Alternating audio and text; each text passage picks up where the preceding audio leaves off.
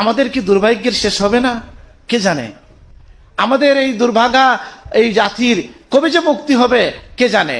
এতদিন শুনলাম না, বাস্তবেই দিল্লির গোলামির সম্ভাবনা দেখা দিল, সবাই মিলে তাড়াইয়ে দিল। এখন কি আমেরিকার গোলামি করব? তাহলে আমরা সরকারকে আজকের সভা থেকে, আমিও তালামিজের সভাপতির সাথে সুর মিলাই বলতে চাই যে আমরা স্বাধীন চেতা জাতি হিসাবে মাথা উঁচু করে দাঁড়াতে চাই।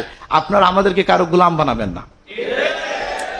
আপনারা এই মানবাধিকার কমিশনের কি প্রয়োজন পড়লো? এবং এই সরকারের ইস্যু তো এগুলো হওয়ার কথাও ছিল না। এই সরকার তো একটা ভালো নির্বাচন দিবে, আমি যদি ভোট টুট দিই না তারপরে বলতেছি, মানুষ যেটা চায় যে নির্বাচন হবে, একটা সরকার আসবে, জনগণের সরকার হলে জনগণের পালসটাও বুঝে, তাই না?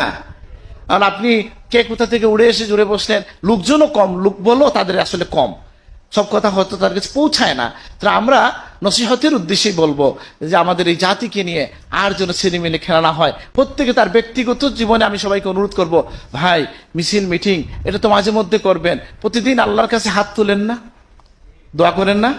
সেই সময় এই দেশের জন্য একটু দোয়া করেন, আল্লাহকে বলেন যে আল্লাহ এই পৌত্তলিক কথার মধ্যে একটা তৌহিদের একটা ভূখণ্ড এই বাংলাদেশকে আপনি সুরক্ষা দেন, সার্বভৌমত্বকে রক্ষা করেন এবং আপনার পথে আমাদেরকে পরিচালিত করেন। আমিন।